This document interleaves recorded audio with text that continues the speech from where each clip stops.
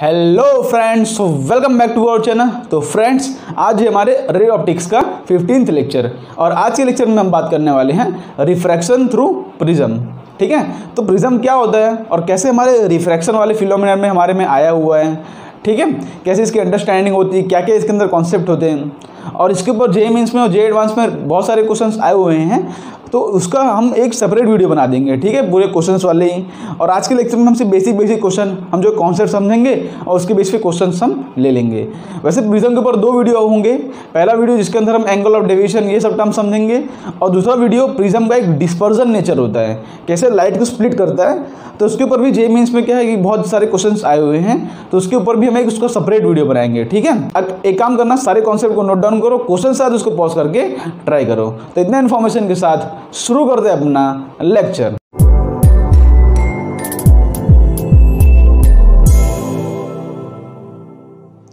तो फ्रेंड्स, शुरू करते हैं अपना लेक्चर। ठीक है, आज का हमारा टॉपिक है प्रिज्म। तो सबसे पहले हम समझते हैं कि प्रिज्म होता क्या है। तो आप अपनी स्क्रीन पर इमेजेस देख सकते हो, ये जो है प्रिज्म के कुछ एग्जांपल्स हैं। ठीक है, तो उसको हम जो है डेफिनेशन समझते हैं। यहाँ पे डेफिनेशंस को नोट डाउन करो। क्या है कि प्रिज्म का डेफिनेशन लिख रहा हूँ,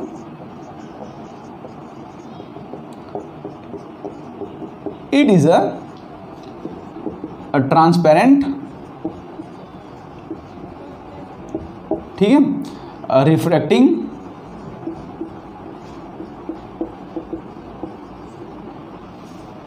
solid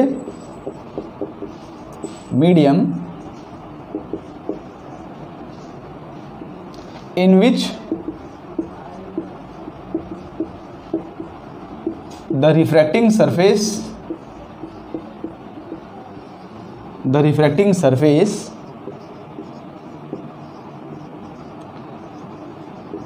are at some angle, ठीक है, जिसको हम ए से डिफाइन करते हैं। क्या लिखा है यहाँ पे, प्रिज्म का डेफिनेशन देखो, it is a transparent refracting solid medium. ठीक है, यहाँ पे क्या है, सॉलिड है, ट्रांसपेरेंट है, रिफ्रैक्टिंग है, in which the refracting surface are at some angle. ठीक है, अभी तक देखो अभी तक जो टॉपिक पढ़ रहे थे और इस टॉपिक में डिफरेंस क्या है। अभी तक हम पढ़ रहे थे रेक्टेंगुलर स्लैब, उसके अंदर होता क्या था, हमारे पास एक इस तरह से रेक्टेंगुलर स्लैब होता था, जिसके अंदर क्या है कि जैसे मान लो रे ऑफ लाइट यहाँ से आ रही है, तो ये सरफेस और ये दो सरफेस हमारे रिफ्रैक्टिंग सरफेस होते थे और ये दोनों सरफेस एक दूसरे के पैरेलल होते हैं। ठीक है, दोनों सरफेस क्या होते थे, एक दूसरे के पैरेलल। तो यहाँ पर रे ऑफ लाइट इस तरह से आती थी, यहाँ पे डेविएशन करती थी, उसके बाद इस तरह से जो है इसके अंदर फिनोमेना होता था। लेकिन इसके अंदर खास बात थी कि इसके रिफ्रैक्टिंग सरफेस जो थे ना, एक दूसरे के पैरेलल थे, ये कोई भी एंगल पर नहीं डिफाइन थे। तो उसके ऊपर हम जो है सारे रिफ्रैक्शन के सारे कॉन्सेप्ट पढ़ चुके हैं। अब जो प्रिज्म होता है उसके अंदर भी कुछ इसी तरह का रिफ्रैक्शन वाला ही कहानी होता है, लेकिन उसके अंदर जो रिफ्रैक्टिंग सरफेस होते हैं ना, वो कुछ पर्टिकुलर एंगल पर होते हैं। जैसे यहाँ पर प्रिज्म का डायग्राम ड्रॉ करूँ मैं, तो इस तरह से प्रिज्म होता है, आपने देखा भी होगा आपके लैब वेब में, इस तरह से होता है प्रिज्म।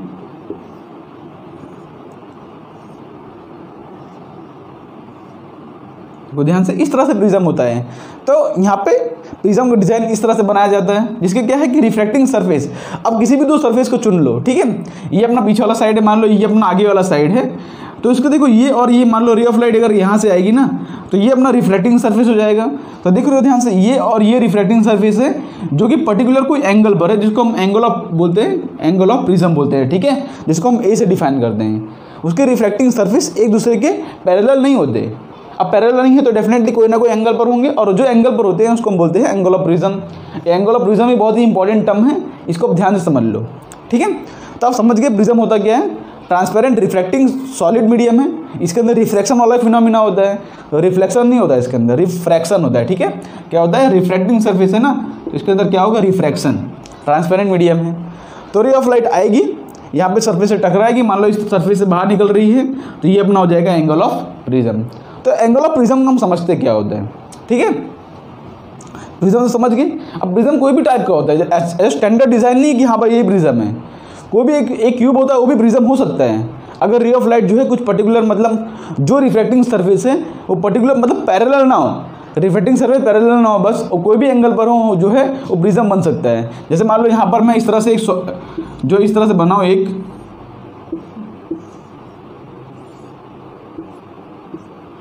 देखो ध्यान से देखो, सुनो, अगर रे ऑफ लाइट यहाँ से आएगी और ये सरफेस से निकलेगी, अगर देखो अगर रे ऑफ लाइट यहाँ से आई हुई ये सरफेस से निकलेगी, तब तो ये प्रिज्म नहीं होगा, तब तो ये नॉर्मल हमारा जो रेक्टेंगुलर स्लैब होता था उस तरह से काम करेगा। लेकिन देखो बहुत इंपॉर्टेंट बात बता रहा हूँ कि रे ऑफ लाइट सोचो अगर यहाँ से इस तरह से आई और रिफ्लेक्शन के बाद जो है इस सरफेस से निकली, रिफ्लेक्शन के बाद इस सरफेस से निकली, तो अब क्या है कि देखो रिफ्रैक्टिंग सरफेस मतलब क्या कि जहाँ से रिफ्रैक्शन हो रहा है, तो यहाँ से रे ऑफ लाइट आई और यहाँ से गई, ठीक है। तो ध्यान से देखोगे ये भी अपना एक प्रिज्म की तरह ऐड करेगा, जिसमें एंगल ऑफ प्रिज्म जो है 90 डिग्री बन जाएगा। एंगल ऑफ प्रिज्म कितना बन जाएगा? 90 डिग्री। तो दो सरफेस से रिफ्रैक्शन हो रहा है, ठीक है। अगर वो किसी एंगल पर इंक्लाइंड है, अगर वो पैरेलल नहीं है, तो प्रिज्म की तरह ऐड करेंगे, ठीक है। कोई स्टैंडर्ड डेफिनेशन नहीं है प्रिज्म का, जो आपको बता रहा हूँ उसको मानो। रे ऑफ लाइट अगर यहाँ से आई, देखो ध्यान से, रे ऑफ लाइट अगर यहाँ से आई, इस तरह टकरा, इस सरफेस से निकल गई, तो अपना ये जो एंगल बन जाएगा, ये अपना 90 डिग्री एंगल, ये अपना एंगल ऑफ प्रिज्म बन जाएगा। ये मतलब थोड़ी थोड़ी बात समझ रहे हो, मतलब हो क्या रहा है इसके अंदर? दो रिफ्लेक्टिंग सरफेस है, एक दूसरे के पैरेलल नहीं है, कुछ एंगल इंक्लाइंड, चाहे 90 डिग्री हो चाहे कोई भी एंगल हो, लेकिन कुछ ना कुछ एंगल पर इंक्लाइंड होंगे और उसको हम जो है प्रिज्म बोल सकते हैं। ओके, ये भी अपना प्रिज्म की तरह ऐड करेगा। तो अब समझते हैं एंगल ऑफ प्रिज्म। उसी हिसाब से एंगल ऑफ प्रिज्म भी वही होता है, समझो ध्यान से। जैसे आपको एक यहाँ पर डायग्राम बनाता हूँ, अब हम समझते हैं एंगल ऑफ प्रिज्म।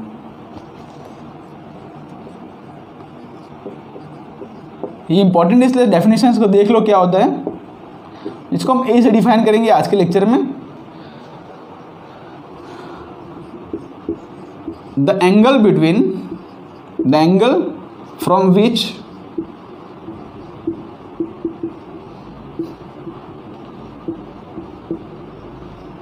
ठीक है, the angle from which the light is incident,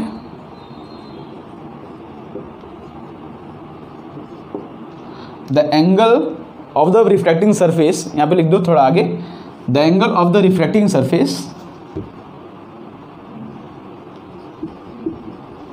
angle of refracting surface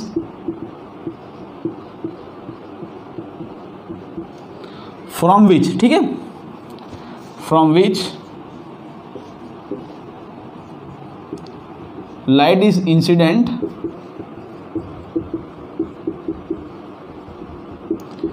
and it emerges out।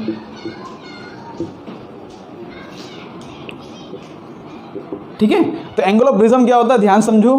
क्या बोला डेफिनेशन के अंदर कि जो दो सरफेस के बीच में एक लाइट जहाँ इंसिडेंट हो रही है और जहाँ से लाइट बाहर निकल रही है, तो वो दो सरफेस के बीच में जो एंगल होगा उसको हम बोलेंगे एंगल ऑफ प्रिज्म। देखो इसको एग्जांपल समझते हैं। मान लो मेरे पास यहाँ पे इस तरह से एक ट्रायंगुलर प्रिज्म है, ठीक है। मान लो यहाँ पे ये एंगल जो है 60 डिग्री, कोई भी एंगल हो सकता है, ठीक है। मान लो इसको कोई अलग एंगल नाम देता हूँ, मान लो 40 डिग्री है, मान लो जो है ये 70 डिग्री है, 110, मतलब यहाँ पे जरूरी नहीं कि सिमेट्रिकल हो, कोई भी एंगल हो सकता है। तो 110 हो गया, तो और चलो इसको दूसरा एंगल ले लो, 80 हो जाएगा, मान लो 60 डिग्री है, ठीक है। इस तरह से जो है अपना प्रिज्म 120 + 60 180 हो गया, ठीक है। अब क्या बोल रहे हैं यहाँ पे कि जिस जो सरफेस के बीच में लाइट इंसिडेंट हो रहा है और लाइट जहाँ से बाहर निकल रहा है, उन दोनों बीच में जो एंगल है वो एंगल ऑफ प्रिज्म है। जैसे मान लो रे ऑफ लाइट यहाँ से आई, क्या होगा, यहाँ पे हम नॉर्मल ड्रॉ करेंगे इस तरह से, ठीक है। नॉर्मल ड्रॉ किया, फिर रे ऑफ लाइट यहाँ पे इस तरह से सरफेस पे गई, फिर यहाँ पे हम इस तरह से नॉर्मल ड्रॉ करेंगे और रे ऑफ लाइट यहाँ से बाहर निकल गई। तो ये अपना एंगल ऑफ इंसिडेंस है और ये अपना एंगल ऑफ इमरजेंस है, ठीक है। ई से बाहर निकल रहा है। तो देखो ध्यान से, इन दोनों सरफेस के बीच में लाइट जो है इस तरह से आई, इस तरह से गई, यहाँ निकल गई, तो ठीक है। ये दो सरफेस के बीच में आई, तो ये अपना हो जाएगा एंगल ऑफ प्रिज्म, जिसको हम ए से डिफाइन कर देंगे। यहाँ पे ये 40 डिग्री है ना, तो यहाँ पे जो एंगल ऑफ प्रिज्म हो जाएगा, एंगल ऑफ प्रिज्म हो जाएगा 40 डिग्री हो जाएगा, ये फर्स्ट रे के लिए, ठीक है। फर्स्ट रे के लिए एंगल ऑफ प्रिज्म कितना हो गया, 40 डिग्री। मान लो कोई सेकंड रे है, मान लो कोई सेकंड रे है जो मतलब कि थोड़ा इसको छोटा ड्रॉ कर देता हूँ, मतलब कि रे ऑफ लाइट जो है यहाँ से इस तरह से आई, ठीक है। हमने यहाँ से इस तरह से आई, हमने जो यहाँ पे नॉर्मल ड्रॉ किया, तो रे ऑफ लाइट इस तरह से गई, फिर यहाँ से बाहर निकल गई, ठीक है। मतलब कुछ इस तरह का रिफ्लेक्शन हो रहा है। मान लो ये अपना जो है ये पहला रे ऑफ लाइट था और ये अपना सेकंड रे ऑफ लाइट है, ठीक है। तो सेकंड रे ऑफ लाइट के लिए एंगल ऑफ प्रिज्म क्या हो जाएगा बताओ आप। सेकंड रे ऑफ लाइट के लिए एंगल ऑफ प्रिज्म ये 80 डिग्री हो जाएगा, ठीक है। तो ये फर्स्ट के लिए, और सेकंड के लिए क्या हो जाएगा, सेकंड के लिए एंगल ऑफ प्रिज्म हो जाएगा 80 डिग्री। उसी तरह से रे ऑफ लाइट अगर यहाँ से आएगी, यहाँ से निकल गई, यहाँ से निकल गई, इस तरह से कुछ हुआ, मतलब इस तरह से कुछ फिनोमेना हो रहा है, तो इसके अंदर अपना एंगल ऑफ प्रिज्म हो जाएगा 60 डिग्री। तो कौन सी दो सरफेस से रे ऑफ लाइट इंसिडेंट हो रहा है और कहाँ से रे ऑफ लाइट एमर्ज कर रहा है, वो दो सरफेस के बीच में जो एंगल होगा उसको हम बोलते हैं एंगल ऑफ प्रिज्म। तो क्लियर हो गया पॉइंट? ओके। जैसे हमने क्यूब लिया था, हमने इस तरह से क्यूब लिया था,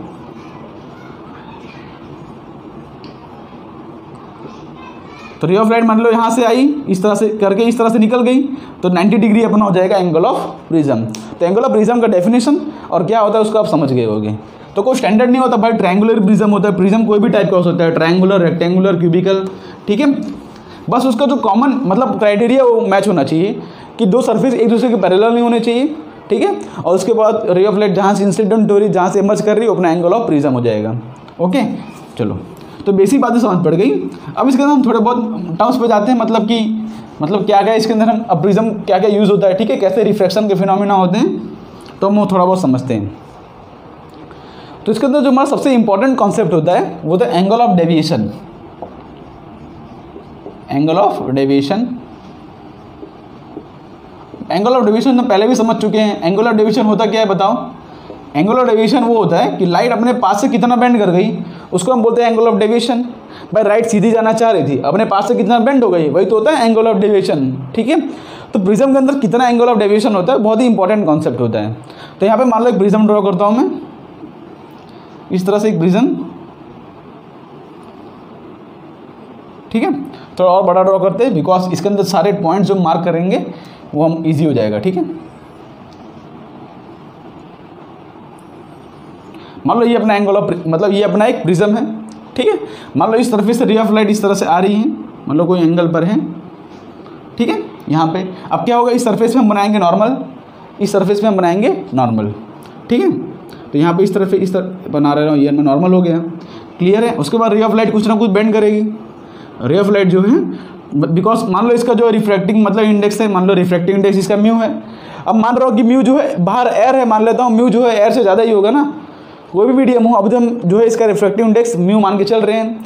अब मान लेते हैं म्यू जो है एयर से, तो एयर से ज़्यादा कोई भी मीडियम हो एयर से ज़्यादा ही होता है उसका रिफ्रैक्टिव इंडेक्स, तो इसका म्यू है। तो देखो ray of light toward the normal bend कर गई, उस हिसाब से यहाँ पर अब नॉर्मल ड्रॉ करेंगे हम। तो रे ऑफ लाइट जो है कुछ अवे फ्रॉम द नॉर्मल इस तरह से बेंड कर जाएगी, ठीक है। ये अपना नॉर्मल है, तो रे ऑफ लाइट बेंड करके अवे फ्रॉम द नॉर्मल। तो यहाँ पे देखो इसको दो रिफ्रैक्टिंग सर्फेस है, ये और हमने ये दो रिफ्रैक्टिंग सर्फेस यूज़ किया है, इसलिए ये अपना बन जाएगा एंगल ऑफ प्रिज्म, जिसको हम ए से डिफाइन कर रहे हैं अभी, क्लियर है। ये अपना बन गया एंगल ऑफ इंसिडेंस, जिसको हमने आई से डिफाइन किया। ये अपना बन गया एंगल ऑफ इमरजेंस, जिसको हमने ई से डिफाइन किया, क्लियर है। ओके, अब थोड़ी बात समझो। यहाँ पर ये जो एंगल है इसको मैं बोल रहा हूँ R1, इसको जो मैं बोल रहा हूँ R1 क्या है, मतलब जो एंगल ऑफ रिफ्रैक्शन है, ठीक है। एंगल ऑफ रिफ्रैक्शन को हमने बोल दिया R1। यहाँ पर ray of light towards the normal bend की, उसी हिसाब से यहाँ पर जो लाइट गई और यहाँ पर जो एंगल ऑफ रिफ्रैक्शन है इसको मैं R2 से डिफाइन कर रहा हूँ। ये सब टेक्निकल टर्म्स है, सारी जनरल बुक में इसी तरह से डिफाइन किया गया है, इसलिए मैं इसको इस तरह से डिफाइन कर रहा हूँ। आप चाहो तो कोई भी अपना यूज़ कर सकते हो, ठीक है। तो सबसे पहले हम समझ रहे हैं एंगल ऑफ डेविएशन क्या होता है। तो देखो रे ऑफ लाइट एक्चुअली जाना कैसे चाहती थी, एक्चुअली में रे ऑफ लाइट इस तरह से जाना चाहती थी आगे, देखो इस तरह से, ये अपना ओरिजिनल रे ऑफ लाइट है, ये इस तरह से आगे जाना चाहती थी, है ना। लेकिन क्या हुआ कि प्रिज्म की वजह से रे ऑफ लाइट अपने पास से कुछ बेंड कर गया। देखो ध्यान से, रे ऑफ लाइट जाना ऐसे चाहता था लेकिन चला गया ऐसे, तो अपने पास से कितना बेंड कर गया रे ऑफ लाइट, उसी को हम बोलेंगे एंगल ऑफ डेविएशन।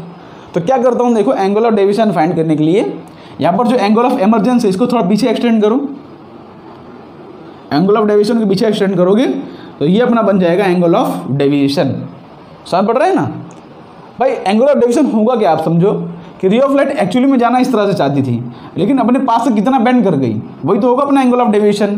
तो आप एक तरह से प्रिज्म को भूल जाओ, देखो रे ऑफ लाइट इस तरह जा रही है, इतना बेंड कर गई अपने पास से, देखो ऐसे चली गई, तो ये अपना हो गया ना एंगल ऑफ डेविएशन, क्लियर है। पहले सरफेस ने कोई डेविएशन किया, दूसरे सरफेस ने कुछ डेविएशन किया, टोटल डेविएशन अपना हो गया डेल। ओके, इतनी बात समझ पड़ गई आपको। अब देखो ध्यान से, क्या करो, इसको पीछे यहाँ पे ज्वाइन कर दो इस तरह से, ठीक है। अब हमको थोड़ा बहुत रिलेशन फाइंड करने पड़ेंगे, किस तरह से उसको हम प्रोसीड करते हैं उसको ध्यान से देखते जाओ। यहाँ पर देखो ये R1 है, ये R2, ये ट्रायंगल देखो ध्यान से, कोई भी नाम दे दो इसको, मान लो A है, ये B है, ये C है। तो in triangle ABC, in triangle ABC, ये R1 प्लस R2 प्लस ये जो एंगल है ये तीनों मिलके जो है 180 डिग्री होगा, ठीक है। तो ये एंगल क्या है, मान लो कोई भी एंगल है, ये एंगल क्या हो जाएगा, देखो ये R1 है, ये R2 है, तो ये एंगल क्या हो जाएगा 180 माइनस R1 प्लस R2, या तो इस तरह से लिख दो आप इसको, ये एंगल क्या हो जाएगा 180 degree minus R1 minus R2, total angle 180 degree है ना, तो R1 plus R2 plus x equal to 180 होगा, तो ये एंगल जो हो जाएगा 180 माइनस R1 प्लस R2। ठीक है, ये बात समझ पड़ गया। अब आपको रिलेशन ढूंढना एंगल ऑफ इंसिडेंस और इसके बीच में, मतलब सॉरी एंगल ऑफ प्रिज्म और इन दोनों बीच में रिलेशन किस तरह से फाइंड करेंगे। तो देखो ध्यान से किस तरह से प्रोसीड करेंगे। यहाँ पर इस तरह से एक क्वाड्रिलेटरल बन रहा है, देखो इस तरह से एक क्वाड्रिलेटरल बन रहा है, तो इसको नाम देते हैं, देखो ABC है, इसको D बोल दो। तो इन क्वाड्रिलेटरल, इसमें क्या हो गया, ये जो अपना ये एंगल है, चलो ठीक है, इन क्वाड्रिलेटरल लिखो, इन क्वाड्रिलेटरल ABCD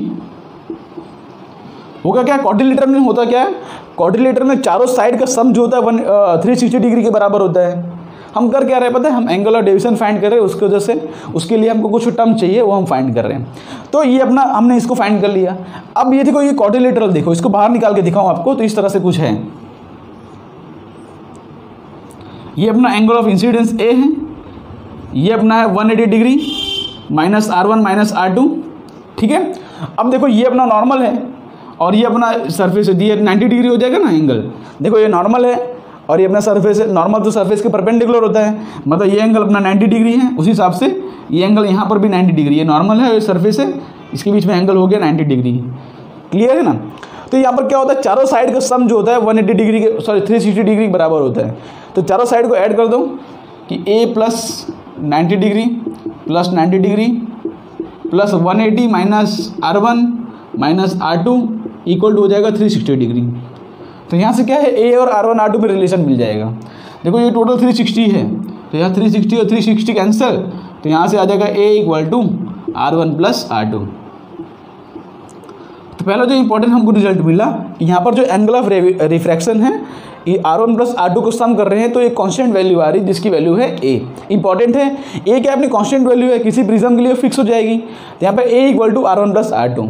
इसका फायदा क्या होता है, जैसे हमको मान लो R1 पता चल गया, हमको R2 ढूंढना, तो हम क्या करेंगे, R2 के लिए हम A माइनस R1 कर देंगे। ठीक है, इस तरह से हमको फायदा होता है, जो डायरेक्टली हमको ये R2 एंगल मिल जाता है। तो ये इंपॉर्टेंट रिलेशन है। अब दूसरा रिलेशन एंगल ऑफ डेविएशन के अंदर हम निकालते हैं।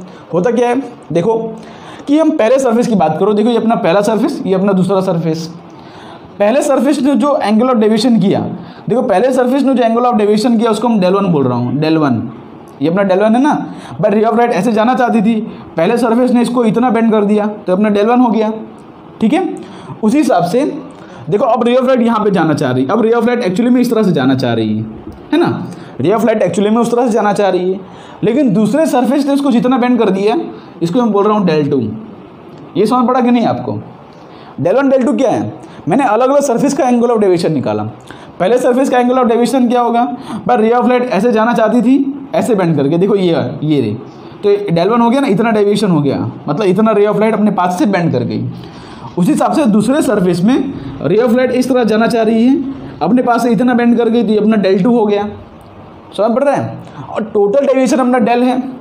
अब del1 और del2 में क्या रिलेशन है, उसको किस तरह से निकालेंगे हम, तो ध्यान से देखो किस तरह से निकालते हैं। मेरे पास ये एक ट्रायंगल है, ये देखो ये अपना del2 है, देखो ध्यान से, ये अपना del2 है, तो ये अपना भी del2 हो जाएगा ना, इक्वल एंड अपोजिट एंगल। देखो ध्यान से, अगर ये del2 है, ये del2 होगा कि नहीं बताओ, इक्वल एंड अपोजिट एंगल है। अब आप ये ट्रायंगल देख सकते हो, देखो AB, मान लो इसको नाम देता हूँ मैं, कोई दूसरा नाम दे दूँ। ये ट्रायंगल देखो, इसको बाहर निकाल के दिखाता हूँ आपको इस तरह से, कि ये अपना del1 है और ये अपना del2 है, और बाहर अपना del है। अब देख रहे हैं कि del1 del2 और del में रिलेशन क्या आ रहा है, कि डायरेक्टली दोनों का एडिशन आ रहा है, del1 प्लस del2 आ रहा है, कि del1 प्लस del2/2 आ रहा है, क्या आ रहा है वो चेक कर रहे हैं। ठीक है, तो del है, ये del1 है, del2 है। आपको पता है एक ट्रायंगल का लॉ होता है कि exterior angle is equal to sum of interior opposite angles. तो एक्सटीरियर एंगल del है is equal to sum of interior opposite angles, तो यहाँ पे ये दोनों del1 प्लस del2। तो यहाँ से इस ट्रायंगल की मदद से हम क्या लिख सकते हैं, तो इसको कोई नाम दे दो, मान लो AB है, ये कोई नाम दे दो, इसको चलो E नाम दे देता हूँ, चलो कोई दूसरा नाम दे दो, इसको M नाम दे दो। तो in triangle ABM, in triangle ABM, यहाँ पे M है, मान लो A है, ये B, ठीक है।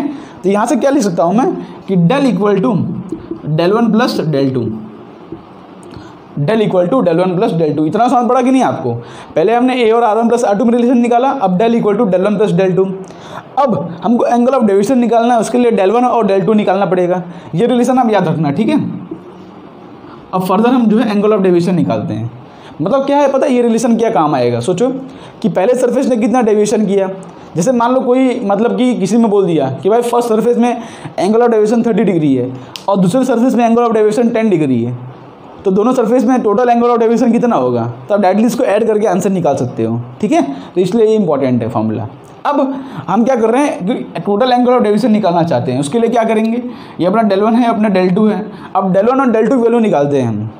तो देखो ध्यान से, ये अपना टोटल आई है, देखो ये टोटल अपना आई है और ये देखो ये टोटल अपना आई होगा और इतना R1 है। तो del 1 क्या हो जाएगा? यहाँ से del 1 की वैल्यू हो जाएगी I माइनस R1। सोचो देखो ये पूरा अपना आई है तो ये पूरा अपना आई होगा, उसमें से R1 निकाल दो तो del 1 की वैल्यू क्या आ गई? I माइनस R1, है कि नहीं? उस हिसाब से यहाँ पर देखो ये अपना पूरा E है तो ये अपना पूरा E होगा, है ना। देखो ध्यान से कि ये अपना I था तो ये अपना I था, उस हिसाब से ये अपना E है तो ये अपना पूरा E है, उसमें से R2 निकाल दो तो del 2 की वैल्यू क्या होगी? del 2 की वैल्यू होगी E माइनस R2। क्लियर हो रहा है ना क्या बोल रहा हूँ मैं? बाहर I है तो अंदर टोटल I, इतना R1 निकाल दो, del 1 की value E I minus R1, वैसे del 2 की वैल्यू E माइनस R2। तो यहाँ पर इसकी वैल्यू को पुट करो आप कि डेल इक्वल टू del 1 की वैल्यू क्या है? I minus R1 plus del 2 की वैल्यू क्या है? E माइनस R2, ठीक है। तो यहाँ से डेल की वैल्यू क्या लिख सकता हूँ मैं कि I plus E minus R1 plus R2, इस तरह से लिख सकता हूँ। और R1 प्लस R2 वैल्यू को पता है A है। देखो मैं इसको इस तरह लिख निकाल रहा हूँ क्योंकि हमको हमेशा थोड़ी R1 R2 पता होगा, हमको तो एंगल ऑफ प्रिज्म पता होगा ना, इसलिए मैं इसको एंगल ऑफ प्रिज्म के टर्म में निकालना चाह रहा हूँ। हमको एंगल ऑफ इंसिडेंस पता होगा, उसकी कॉरस्पॉन्डिंग एंगल ऑफ ये एमर्जेंस पता होगा और हमको एंगल ऑफ ये पता होगा, उसके हिसाब से मैं अपना फॉर्मूला निकाल रहा हूँ, ठीक है। तो एंगल ऑफ प्रिज्म के टर्म में देखो R1 प्लस R2 की वैल्यू क्या है? A है, तो इसको डेल का फॉर्मूला आ गया I plus E minus A। Important formula, I है एंगल ऑफ इंसिडेंस, E है एंगल ऑफ एमरजेंस और A जो है एंगल ऑफ प्रिज्म है। क्लियर है? तो इस तरह से आप निकाल सकते हो, इस तरह से आप निकाल सकते हो। बेसिक से फॉर्मूले हैं। R1 R2 में रिलेशन क्या है? A equal to R1 plus R2, del equal to del 1 plus del 2 और del equal to I plus E minus A। और डेल को एंगल ऑफ डेविएशन होता क्या है कि रे ऑफ लाइट अपने पास से कितना बेंड कर गया। ओके, तो समझ पड़ेगा किस तरह से हमने निकाला। पहले हमने R1 R2 निकाल लिया। R1 R2 कैसे निकाला? हमने एक ऑर्डिनेटर यूज़ किया, उसकी मदद से R1 R2 निकाल लिया कि A equal to R1 plus R2 आ रहा है। फिर हमने फाइंड किया कि del equal to del 1 plus del 2 आ रहा है, ठीक है। बाद में इसको हमने वैल्यू पुट की उसकी, तो हमारा ये आंसर आ गया।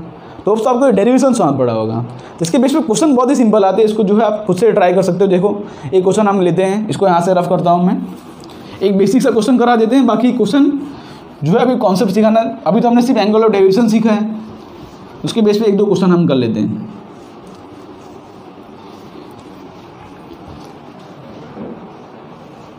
अब देखो कोई भी हमको मान लो हमारे पास इस तरह से, मतलब इस तरह से प्रिज्म को दिया है, ठीक है।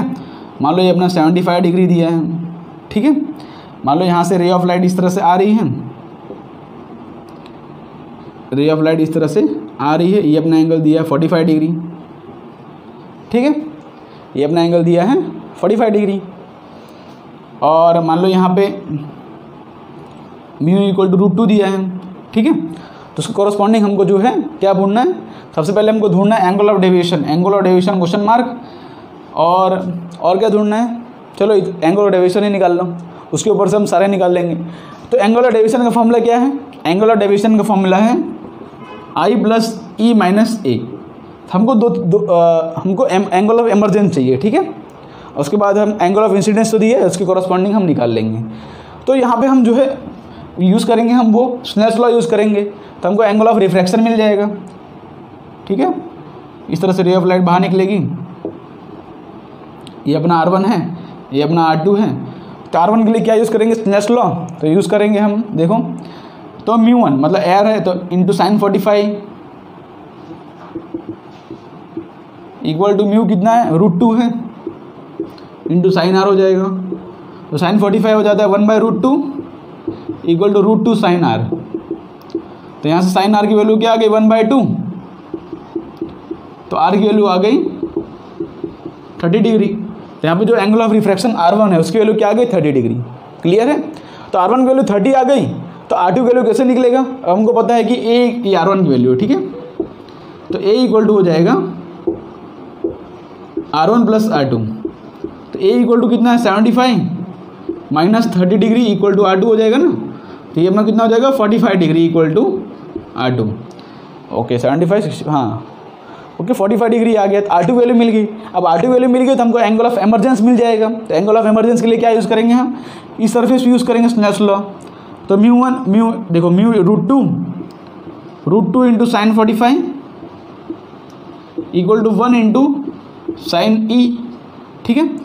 तो √2 और साइन 45 वैल्यू क्या है 1/√2 है ना, इक्वल टू 1 इंटू साइन ई। तो यहाँ पे साइन ई की वैल्यू क्या आ गई 1, मतलब ई की वैल्यू आ गई 90 डिग्री। मतलब यहाँ पे एंगल ऑफ इमरजेंस जो होगा ना कुछ इस तरह से हुआ होगा, मतलब कुछ क्रिटिकल एंगल वाला कहानी आ गया, मतलब इस तरह से कुछ एंगल ऑफ इमरजेंस हुआ होगा, जिससे कि ये हमारा जो है मतलब angle of emergence E equal to आ रहा है 90 डिग्री। अच्छा बताओ कि ई इक्वल टू अगर 90 डिग्री आ रहा है तो मतलब R2 क्या होगा? R2 अपना क्रिटिकल एंगल हो जाएगा ना। आपने क्रिटिकल एंगल वाला लेक्चर पढ़ा होगा, जब एंगल ऑफ इमरजेंस मतलब कि एंगल ऑफ रिफ्रैक्शन अगर 90 डिग्री आता है तो अपना ये क्या हो जाएगा R2 जो हो जाएगा क्रिटिकल एंगल हो जाएगा। ये तो ऐसे ही बता रहा हूँ आपको, आगे मैं सिखाने वाला हूँ, लेकिन आप जो है क्वेश्चन में इस तरह से ऑब्जर्व करते रहो कि ये 90 डिग्री है, मतलब क्या है कि ये क्रिटिकल एंगल होगा अपना। मतलब यहाँ पे जो R2 45 डिग्री है ना, ये अपना एक्चुअली θc होगा क्रिटिकल एंगल। और नहीं तो आप निकाल भी सकते हो क्रिटिकल एंगल का फॉर्मूला क्या आता है, देखो θc की वैल्यू क्या आती है साइन इनवर्स ऑफ 1/μ, और म्यू कितना दिया है हमको, देखो √2 दिया है, तो √2 पुट कर दो वहाँ पे, तो θc की वैल्यू क्या आ जाएगी साइन इनवर्स ऑफ 1/√2। देखो अपना 45 डिग्री आंसर आ गया। देखो ध्यान से, हमने ऐसे ही पता लगा लिया कि ये अपना क्रिटिकल एंगल होगा, क्योंकि यहाँ पे एंगल ऑफ रिफ्रैक्शन 90 डिग्री आ रहा है। तो उससे आप सोच सकते हो ना क्रिटिकल एंगल मतलब क्या होता है कि इससे अब जरा सा एंगल बढ़ा दूंगा ना तो रे ऑफ लाइट बाहर की बजाय अंदर ही टोटल इंटरनल रिफ्लेक्शन हो जाएगा। ये तो हम बढ़ रहे हैं इतने लेक्चर से कि अगर 45 डिग्री थोड़ा और बढ़ गया तो रे ऑफ लाइट अंदर ही टोटल इंटरनल रिफ्लेक्शन कर जाएगा। समझ पड़ रहा है ना क्या हुआ? चलो लेकिन अभी तो ये कॉन्सेप्ट नहीं, अभी हमको निकालना है एंगल ऑफ डेविएशन। तो आइए, हमको पता है 45 डिग्री था, एंगल ऑफ इमरजेंस 90 डिग्री और एंगल ऑफ प्रिज्म कितना है 75 डिग्री। इसको सॉल्व कर लो, क्या हो जाएगा, ये अपना 90 माइनस 75 15 हो जाएगा, और 45 अपना आंसर आ रहा है 60 डिग्री। मतलब रे ऑफ लाइट अपने पास से 60 डिग्री बेंड हो जाएगा। ठीक है, ये अपना एंगल ऑफ डेविएशन है। रे ऑफ लाइट ऐसे जा रहा था, अपने पास से जो है रे ऑफ लाइट कितना बेंड कर गया 60 डिग्री। क्लियर है ना? रे ऑफ लाइट इस तरह जा रहा था, इसको हमने इस तरह से ज्वाइन किया, तो ये अपना जो एंगल ऑफ डेविएशन आ रहा है वो 60 डिग्री आ रहा है। ओके, तो इस तरह से बेसिक क्वेश्चन आते हैं, कुछ इसमें ज़्यादा कॉन्सेप्ट है नहीं। अब हम थोड़ा आगे बढ़ते हैं जो कि कॉन्सेप्चुअली इंपॉर्टेंट है, जिसको यहाँ से मैं रफ करता हूँ। तो अब हम पढ़ते हैं कंडीशन ऑफ नो इमरजेंस। ठीक है, तो अपना नेक्स्ट टॉपिक डालो, condition of no emergence. Emergence angle क्या होता है कि जहाँ से रे ऑफ लाइट बाहर निकलते हैं, ठीक है, उसको हम इमरजेंस एंगल बोलते हैं। तो कंडीशन ऑफ नो इमरजेंस मतलब कि लाइट जो है प्रिज्म के अंदर ही वापस टोटल इंटरनल रिफ्लेक्शन कर जाए। इसको आप ऐसे बोल सकते हो, कंडीशन ऑफ TIR। ठीक है, और TI बात दोनों एक ही है भाई। अगर टोटल इंटरनल रिफ्लेक्शन कर गया तो जो है उसका इमरजेंस नहीं होगा। यहाँ पर देखो डायग्राम देखो, ये मेरा ट्रायंगल है, सॉरी प्रिज्म है। ठीक है, तो क्या हो रहा है कि यहाँ से कोई एक रे ऑफ लाइट आती है, मान लो कोई भी एंगल पर, तो ये हमने नॉर्मल ड्रॉ किया यहाँ पे, फिर रे ऑफ लाइट इस तरह से गई। अब हम बनाना है कंडीशन ऑफ नो इमरजेंस। तो अगर हम उसका मैक्सिमम केस लेना तो क्या होगा, रे ऑफ लाइट यहाँ पे इस सरफेस पे ग्रेस करे। ठीक है, इस तरह से देखो क्या कर क्या रहा हूँ मैं, अगर रे ऑफ लाइट इस सरफेस पे ग्रेस कर रही है। ठीक है, अब ये कितने एंगल पर ग्रेस कर रही है अगर मैं निकाल लूँ, यहाँ पर ये जो एंगल है मान लो, देखो ये मेरा R1 है और ये मेरा R2 है, ये बाहर का एंगल ऑफ इमरजेंस इसके अंदर क्या हो जाएगा 90 डिग्री हो जाएगा। ठीक है, यहाँ पे जो एंगल ऑफ इमरजेंस आ रहा है वो 90 डिग्री आ रहा है, और यहाँ पे एंगल ऑफ इंसिडेंस आई। अब देखो बोल क्या रहा हूँ मैं कि अगर एंगल ऑफ इमरजेंस 90 डिग्री है, अगर हम ये एंगल निकाल ले रहे हैं R2, जब एंगल ऑफ इमरजेंस 90 डिग्री हो रहा है, तो ये क्या हो जाएगा, अपना क्रिटिकल एंगल वाला केस हो जाएगा। अब इससे मैं थोड़ा भी एंगल बढ़ा दूंगा ना तो क्या होगा, ये रे ऑफ लाइट अंदर ही टोटल इंटरनल रिफ्लेक्शन कर जाएगा और बाहर कोई भी रे ऑफ लाइट नहीं निकलेगा, और उसी को हम बोलते हैं कंडीशन ऑफ नो इमरजेंस। मतलब लाइट जो है बाहर नहीं निकले, अंदर ही वापस टोटल इंटरनल रिफ्लेक्शन कर जाए। तो हम क्रिटिकल एंगल वाला कॉन्सेप्ट तो पढ़ ही चुके हैं कि भाई अगर ये R2 क्रिटिकल एंगल के बराबर हो जाए तब रे ऑफ लाइट ग्रेज करेगी, और जरा सा भी क्रिटिकल एंगल थोड़ा सा भी ज़्यादा हो गया तो रे ऑफ लाइट अंदर ही टोटल इंटरनल रिफ्लेक्शन कर जाएगी। ओके, तो उसी कंडीशन को हम पढ़ते हैं। तो देखो किस तरह से इसको प्रोसीड करेंगे। मान लो ये अपना एंगल ऑफ प्रिज्म जो है A है। अब देखो किस तरह से प्रोसीड करते हैं। अब R2 की वैल्यू क्या होनी चाहिए, R2 की वैल्यू जो है क्रिटिकल एंगल के बराबर होनी चाहिए। अगर मैं ग्रेजिंग इमरजेंस की बात करूं तो R2 should be equal to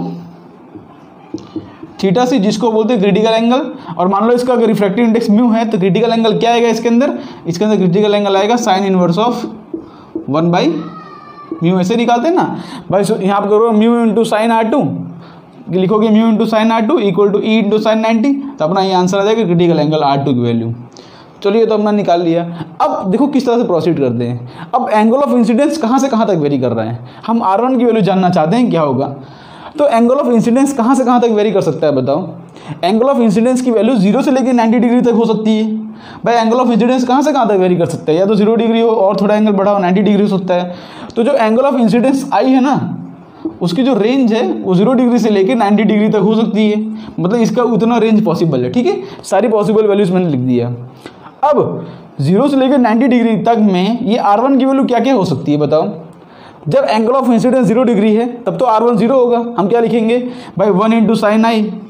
भाई आई की वैल्यू को 0 हो, अगर आई की वैल्यू 0 डिग्री हो तो यहाँ पे जो क्या बोलते हैं हम म्यू इंटू साइन R लिखेंगे, साइन R1।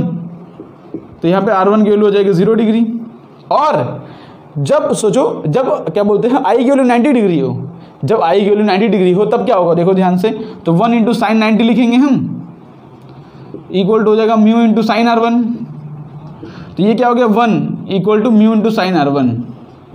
तो देखो R1 की वैल्यू क्या आ रही है, साइन इनवर्स ऑफ 1/म्यू। ये तो अपना क्रिटिकल एंगल के बराबर हो गया ना।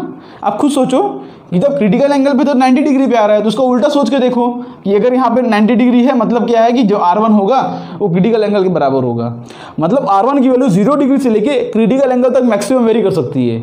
जब I 0 था तब R1 0 हो रहा था, जब I 90 हो रहा है तब R1 क्रिटिकल एंगल के बराबर आ रहा है। मतलब जो R1 है ना वो कहाँ से कहाँ तक वेरी कर सकता है, R1 वेरी कर सकता है 0 डिग्री से लेके क्या बोलते हैं 0 डिग्री से लेके थीटा सी डिग्री तक वेरी कर सकता है, मतलब क्रिटिकल एंगल तक वेरी कर सकता है। ओके, और एक और हमको रिलेशन पता है कि A equal to R1 plus R2 होता है। ये हमने दो इक्वेशन बनाए, फर्स्ट इक्वेशन अपना है सेकंड इक्वेशन, और दूसरा हमको रिलेशन पता है कि A equal to R1 plus R2 होता है। तो देखो अब इसको किस तरह से प्रोसीड कर रहा हूँ, क्या कर रहा हूँ। मेरे को पता है कि I की वैल्यू जो है वो less than equal to 90 degree है और R1 की वैल्यू है लेस देन थीटा सी। तो यहाँ पर क्या कर रहा हूँ कि R1 की वैल्यू हमको पता है कि इसकी R1 equal to less than theta C हमको पता है, और हमको पता है कि R2 इक्वल टू थीटा सी है। हमको क्या पता है, एंड हमको क्या पता है कि R2 इक्वल टू थीटा सी है। अब देखो एक हमारे पास इनइक्वालिटी है और एक हमारे पास इक्वालिटी है। अब हम दोनों को किस तरह सॉल्व करते हैं। मैं क्या कर रहा हूँ, जहाँ R1 है वहाँ पे R2 ऐड कर रहा हूँ, और जहाँ थीटा सी है वहाँ पे थीटा सी ऐड कर रहा हूँ। भाई R2 और थीटा सी दोनों बराबर हैं, तो मैं एक तरफ R2 ऐड करूँ एक तरफ थीटा सी ऐड करूँ तो कोई फर्क नहीं पड़ेगा इक्वेशन के अंदर। भाई अगर ऐसा लिखा हो कि फाई इक्वल मतलब कोई इक्वेशन लिखा हो और दोनों बराबर हो तो दोनों उसको ऐड कर देंगे तो कोई फर्क नहीं पड़ेगा। तो क्या कर रहा हूँ देखो यहाँ पे इस तरफ R2 ऐड कर रहा हूँ, तो हो जाएगा R2 plus R1 less than equal to theta C plus theta सी। ये क्या किया आपको समझ पड़ा कि नहीं, R2 और थीटा सी दोनों बराबर हैं, तो एक तरफ मैं अगर मैं R2 ऐड करूं और दूसरी तरफ थीटा सी ऐड करूं तो जो है इक्वेशन में कोई फर्क नहीं पड़ेगा, क्योंकि R2 और थीटा सी दोनों बराबर हैं। अब ये समझ पड़ना चाहिए आपको। इसको मैंने इसलिए किया बिकॉज हमको पता है कि A जो कांस्टेंट वैल्यू है वो R1 प्लस R2 के इक्वल बराबर है। तो यहाँ पे फर्दर क्या लिख सकता हूँ मैं कि R1 प्लस R2 इसको मैं A लिख सकता हूँ, A less than 2 theta c, A less than और इक्वल टू 2 थीटा सी। इससे ज़्यादा वैल्यू हो गई। हमने क्या निकाला देखो, हमने तो निकाला है कि अगर ये अपना क्या है, ये अपना ग्रेजिंग इमरजेंस का केस है। अगर इससे थोड़ा भी ज़्यादा वैल्यू हम कर देंगे तो अपना जो है एंगल ऑफ नो इमरजेंस आ जाएगा। ठीक है, तो ये जो अपना कंडीशन है ये कंडीशन ऑफ ग्रेजिंग इमरजेंस आएगा, कंडीशन ऑफ ग्रेजिंग इमरजेंस।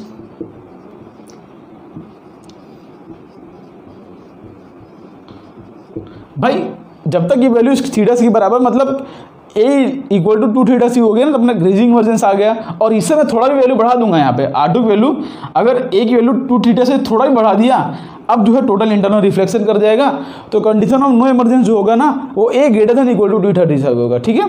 तो यहाँ पे इसको रफ करके यहाँ पे लिख देते हैं condition of no emergence, condition of no emergence और TIR जो होगा क्या होगा, A greater than 2 theta C.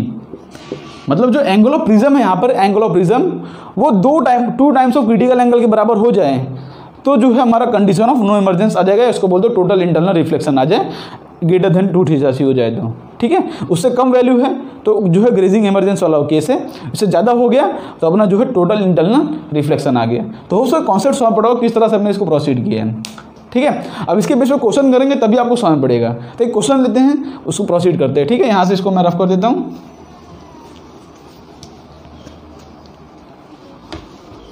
Condition क्या आ गया अपना, A greater than equal to 2 theta C में क्या होगा, नो इमरजेंस, उससे लेस देन है तो कंडीशन ऑफ ग्रेजिंग इमरजेंस आ जाएगा, ठीक है। तो एक क्वेश्चन करते हैं। तो यहाँ पर क्या करता हूँ, प्रिज्म ड्रॉ कर दिया मैंने, ओके। ये अपना पर्टिकुलर कोई आई वैल्यू है, क्या बोल रहा हूँ यहाँ पे, if I is equal to 90 degree find minimum value of A, find minimum value of A for विच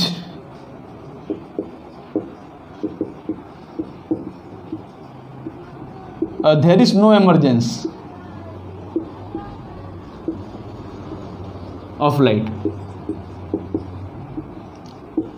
ठीक है। ऑप्शन दे दिया आपको, तो ए 30 डिग्री, बी 45 डिग्री, सी 60 डिग्री और डी जो हो जाएगा 90 डिग्री। यहाँ पे आपको 4 ऑप्शन दिए गए हैं। क्या ढूंढना है हमको, find minimum value of A for which there is no emergence of light. अब नो इमरजेंस ऑफ लाइट मतलब क्या हो जाए कि यहाँ पे रे ऑफ लाइट इस तरह से आए, ठीक है, यहाँ पे रे ऑफ लाइट प्रिज्म से आए, इस तरह से टकराएं और यहाँ पे जो है ray of light total internal reflection कर जाए। या तो अगर मैक्सिमम से मैक्सिमम केस की बात करें तो रे ऑफ लाइट जो है थीटा सी एंगल के बराबर हो जाए। मतलब यहाँ पे जो आर की वैल्यू हो, यहाँ पे जो R2 वैल्यू हो, R2 वैल्यू सिर्फ greater than equal to theta C होनी चाहिए ना, इसके इक्वल हो जाएगा तब तो ग्रेजिंग इमरजेंस, उससे ज़्यादा हो गया तब टोटल इंटरनल रिफ्लेक्शन और रे ऑफ लाइट बाहर नहीं निकलेगा। तो R2 value greater than equal to 2 theta C, यहाँ पर हमने ये मैक्सिमम कंडीशन ले ली, मतलब मिनिमम कंडीशन R2 वैल्यू इससे बड़ी है, इससे बराबर होगी तो टोटल इंटरनल रिफ्लेक्शन हो जाएगा, ठीक है। और यहाँ पर ये अपना R1 है और हमको बोला है कि I इक्वल टू 90 डिग्री है। तो I इक्वल टू 90 डिग्री है मतलब क्या कि R1 की वैल्यू हमारी थीटा सी के बराबर आ जाएगी। भाई अगर I 90 डिग्री है तो देखो 1 इंटू साइन 90 1 हो जाएगा, इक्वल टू अगर मान लो म्यू इक्वल टू यहाँ पे कुछ 2 दिया है, ठीक है, यहाँ पे म्यू 2 दिया है, उसको आप नोट कर लो। तो म्यू इक्वल टू 2 दिया है तो यहाँ पे 2 इंटू साइन आर करेंगे, साइन R1, तो जो R1 की वैल्यू आ रही 30 डिग्री, ये इक्वल टू थीटा सी के बराबर हो जाएगी ना। भाई अगर 90 डिग्री दिया है तो यहाँ पे R1 की वैल्यू क्या हो जाएगी, इक्वल टू थीटा सी, मतलब क्रिटिकल एंगल आ गया, ठीक है। हमको ढूंढना कि ए की वैल्यू क्या होगी, ये ए, और हमको पता क्या है, हमको पता होना चाहिए कि A greater than equal to 2 theta C हो तो हमारा जो है A greater than 2 theta C होगा तो हमारा जो है नो इमरजेंस वाला केस होगा, और वही हमको निकालना है। और हमको पता है यहाँ पे कि R1 प्लस R2 की वैल्यू ए होती है, R1 प्लस R2 की वैल्यू ए होनी चाहिए। और यहाँ पर भी अगर रे ऑफ लाइट हमको टोटल इंटरनल रिफ्लेक्शन करे मतलब R2 की वैल्यू भी थीटा सी के बराबर होनी चाहिए ना। R2 की वैल्यू किसके बराबर होनी चाहिए, थीटा डी की वैल्यू। तो यहाँ पर क्या लिख सकते हैं, देखो ध्यान से, यहाँ पर A greater than equal to, यहाँ पर ये जो इसकी वैल्यू होनी चाहिए R2 value greater than equal to 2 theta C होनी चाहिए, और ठीक है। और थीटा सी हमारा क्या है, थीटा सी हम निकाल सकते हैं ना साइन इनवर्स ऑफ 1/μ करके, साइन इनवर्स ऑफ 1/μ, म्यू की वैल्यू क्या है 2, तो यहाँ पर थीटा सी की वैल्यू आ रही 30 डिग्री, मतलब A should be greater than equal to 2 times of 30 degree, मतलब A should be greater than equal to 60 degree. तो यहाँ पे ये अपना आंसर आ जाएगा। मतलब अगर मिनिमम केस की बात करें, देखो मिनिमम से मिनिमम वैल्यू होनी चाहिए 60 डिग्री, तो 60 डिग्री अपना आंसर हो जाएगा, ठीक है। 60 डिग्री अपना आंसर हो जाएगा। बिकॉज देखो इसको इस तरह से भी लिख सकते हैं हम कि आर क्या बोलते हैं, R1 plus R2 should be greater than equal to 2 theta c. R1 की वैल्यू कितनी है, R1 की वैल्यू तो फिक्स है 30 degree, R1 value 30 degree fix है। अब R2 वैल्यू जो है 30 या 30 से ज़्यादा होनी चाहिए। R2 वैल्यू क्या होनी चाहिए? 30 या 30 से ज़्यादा। तो मिनिमम वैल्यू अपनी कितनी आएगी? मिनिमम वैल्यू अपनी आ जाएगी 60 डिग्री। इससे ज़्यादा भी हो जाएगा तो भी होगा total internal reflection, but minimum value हो जाएगी 60 डिग्री। तो होप से ये क्वेश्चन सॉल्व पड़ा होगा। ठीक है, इसको इसी तरह का एक और क्वेश्चन करते हैं। कभी कभार क्या होता है, हम फॉर्मूला डायरेक्टली नहीं लगा सकते हैं।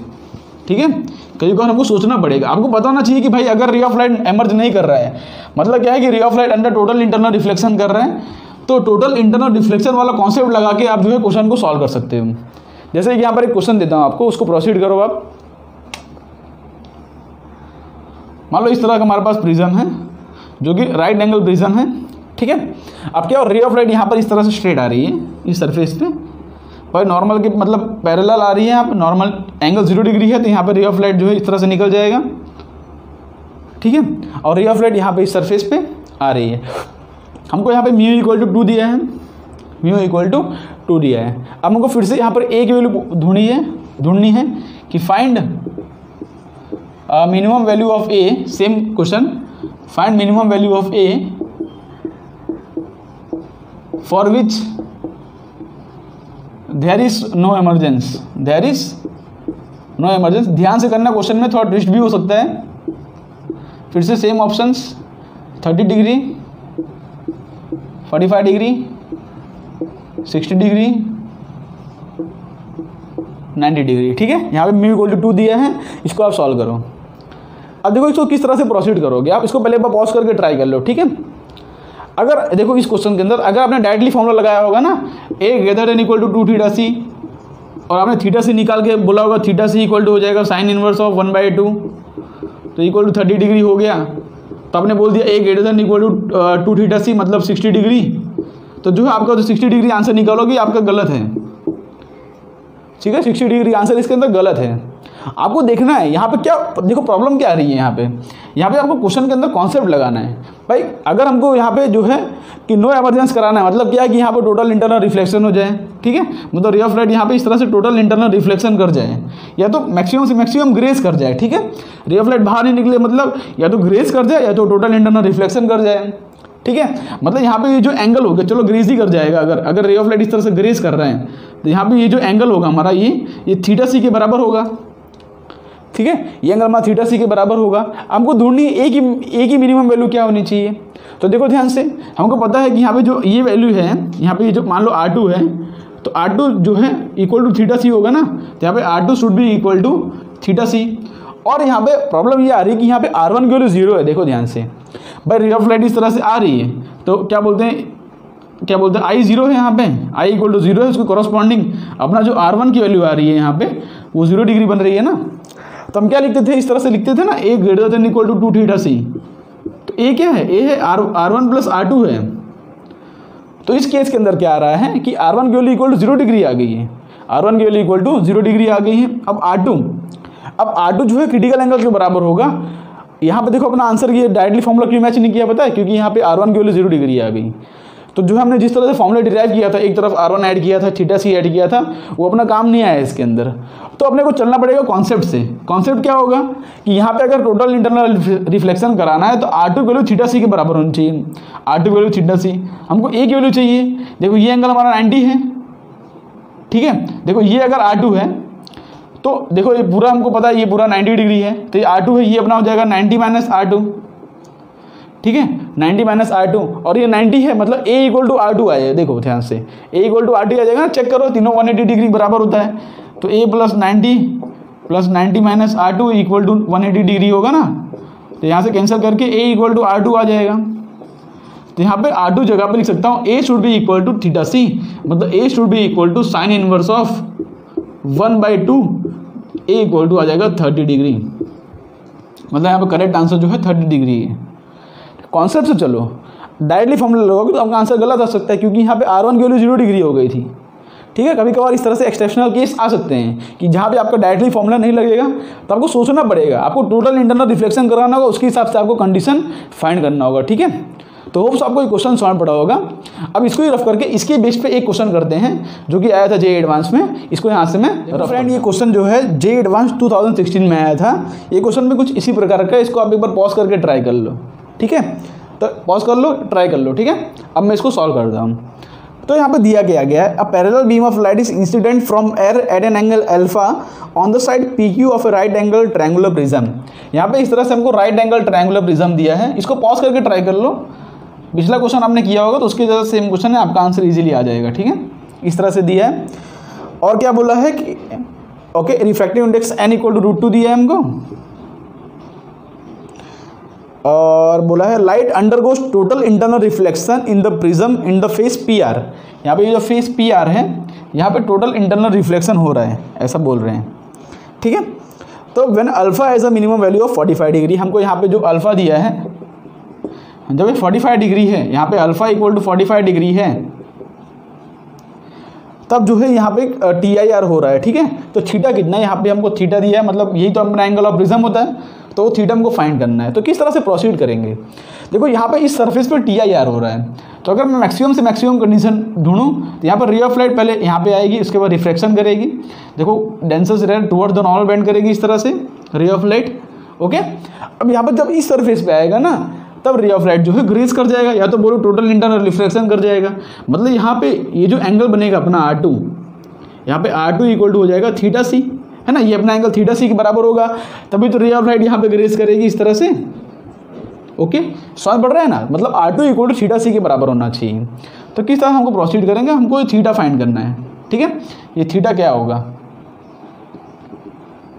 तो अभी भी चांस है, इसको पॉज करके ट्राई कर सकते हो। देखो R2 इक्वल टू थीटा सी आ गया, और यहाँ पे R1 की वैल्यू क्या होगी, ये R1 है, इसकी वैल्यू क्या होगी हम निकाल लेते हैं स्नेल्स लॉ लगा के। तो 1 इंटू साइन 45, साइन 45 होता है 1/√2 इक्वल टू म्यू कितना है √2 इंटू साइन R1। तो यहाँ पे देखो 1/2 हो जाएगा, मतलब साइन R1 की वैल्यू हो जाएगी 1/2, मतलब यहाँ पे R1 की वैल्यू आ गई 30 डिग्री। तो R1 तो हमको मिल गया, चलो ये हमको मिल गया R1 30 डिग्री, है ना।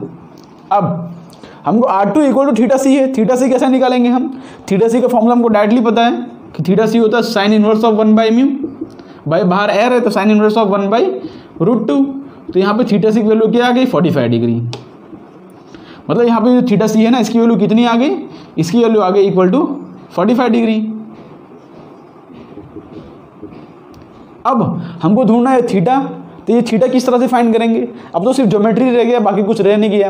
देखो थीटा है ये 90 है, तो ये अपना हो जाएगा 90 माइनस थीटा, ये अपना हो जाएगा 90 माइनस थीटा, है ना। ये थीटा है 90, अपना हो जाएगा 90 माइनस थीटा। अब हमको पता है कि ये जो पूरा एंगल होता है 180 डिग्री होगा, देखो पूरा एंगल होगा 180 डिग्री, तो मान लो अपना ये x है, तो 90 minus theta plus x equal हो जाएगा 180 डिग्री। तो यहाँ से x की वैल्यू क्या आ जाएगी 90 प्लस थीटा हो जाएगी ना। देखो 180 माइनस 90 और थीटा इस तरफ गया तो 90 प्लस थीटा हो गया। तो यहाँ पे जो x की वैल्यू आ गई ये आ गई 90 प्लस थीटा। और यहाँ पे देखो ये एंगल 45 डिग्री है, ये एंगल है 45 डिग्री, तो अपने पता ये पूरा 90 डिग्री होगा, मतलब ये भी एंगल अपना हो जाएगा 45 डिग्री, है ना भाई। ये 45 डिग्री, ये भी 45 डिग्री हो जाएगा। बस अब ये ट्रायंगल में देखो, ये ट्रायंगल में तीनों साइड का एडिशन 180 डिग्री के बराबर होना चाहिए ये ट्रायंगल में।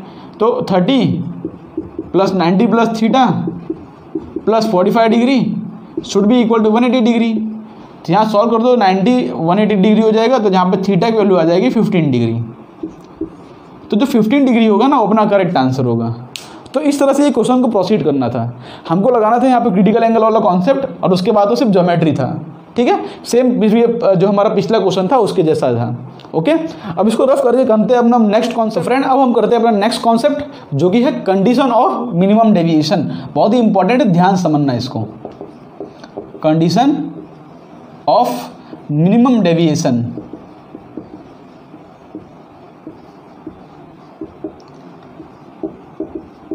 मतलब ऐसा कंडीशन जब रे ऑफ लाइट सबसे कम से कम बेंड करे, ठीक है, उसको हम बोलते हैं condition of minimum deviation.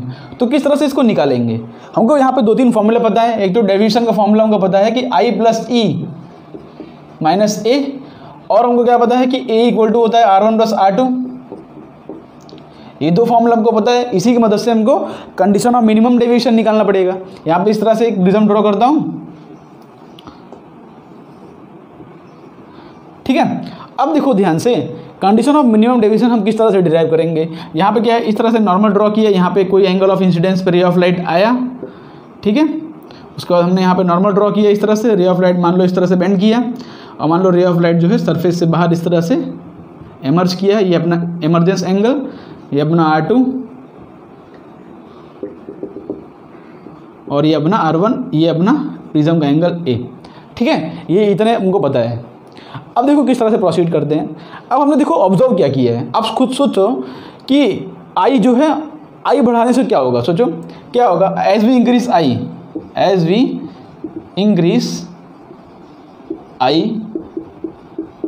I को बढ़ाने से क्या होगा, देखो I बढ़ाओगे तो R1 बढ़ेगा, I बढ़ाओगे तो R1 बढ़ेगा डेफिनेटली ना, जितना एंगल ऑफ इंसिडेंस बढ़ाओगे उतना एंगल ऑफ रिफ्रैक्शन बढ़ेगा ना।